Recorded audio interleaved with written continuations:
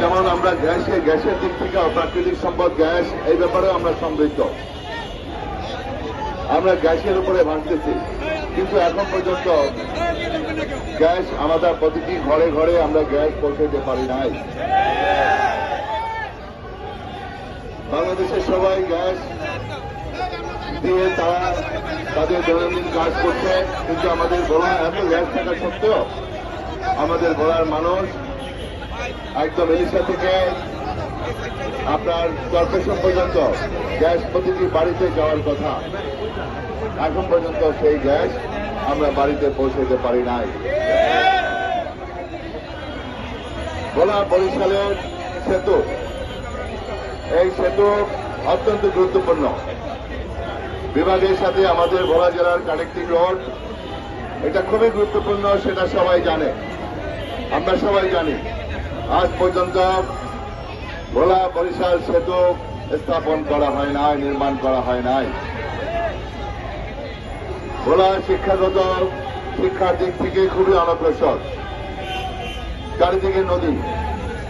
তারপরেও আমরা বিভিন্ন সংগ্রাম করে আমাদের ছাত্রছাত্রীরা পড়াশোনা করে বাংলাদেশে এবং দেশে বিদেশে বিভিন্ন জায়গায় উচ্চশিক্ষা অর্জন করছে, কিন্তু সকলের পক্ষে ভোলা থেকে ঢাকা এসে অথবা বিদেশে তাদের পড়াশোনা করা অনেকের পক্ষেই সম্ভব হয় না।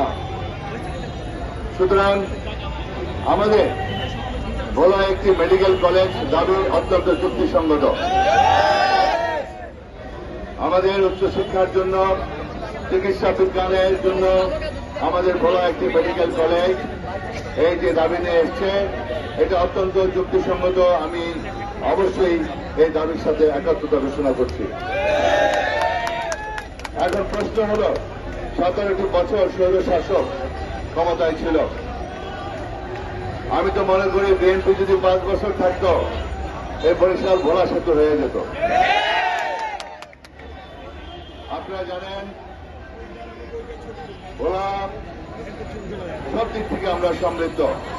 আশা করি আগামীতে যদি আমরা ইনশাল্লাহ জনগণের সরকার প্রতিষ্ঠিত করতে পারি, যে আন্দোলনের মাধ্যমে 5ই আগস্ট, জুলাই আগস্ট বিপ্লবের মধ্য দিয়ে, সংগ্রামের মধ্য দিয়ে, গণঅভ্যুত্থানের মধ্য দিয়ে একটি নির্বাচিত সরকার আদায়ের লক্ষ্যে একটি অন্তর্বর্তীকালীন সরকার আজকে প্রতিষ্ঠা হয়েছে।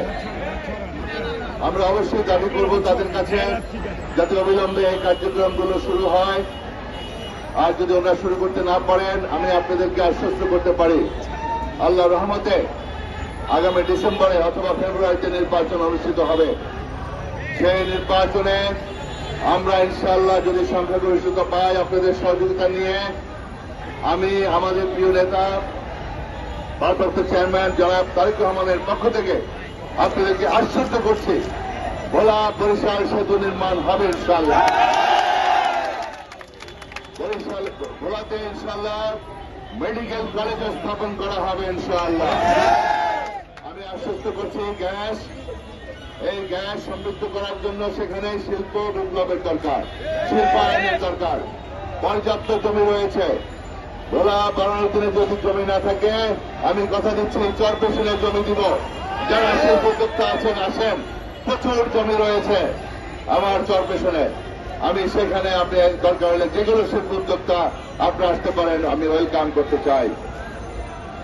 আমরা চাই শিল্পায়ন হোক, বেকার সমস্যার সমাধান হোক, ইপিজেড হোক, এবং আমরা ভোলায় এই জুলাই আগস্টের আন্দোলনেও আমরা অসংখ্য সাথী বন্ধুদেরকে আমরা হারিয়েছি, আত্মহত দিয়েছে।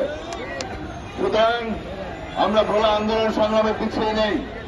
যেমনি ভাবে আমাদের রাজনৈতিক দল বাংলাদেশ জাতীয়তাবাদী দল 17টি বছর আমরা আন্দোলন সংগ্রামের রাজপথে ছিলাম, এবং জুলাই আগস্টের বিপ্লবে এই গণঅভ্যুত্থানে আমাদের ভোলা জেলা কোনো দিক থেকে পিছিয়ে ছিল না।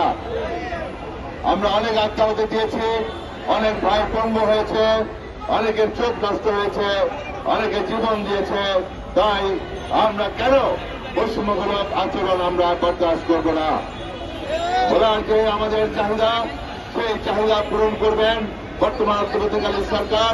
তাদেরকে উদ্যোগ নেওয়ার আহ্বান জানাচ্ছি, এবং পাশাপাশি আপনাদের যে কোনো দাবি দেওয়ার পাশে ইনশাআল্লাহ আমরা থাকবো। সেই প্রতিশ্রুতি দিয়ে আপনাদের সবাইকে আমার সালাম জানিয়ে আমি আমার বক্তব্য শেষ করছি। আল্লাহ হাফেজ। বাংলাদেশ জিন্দাবাদ।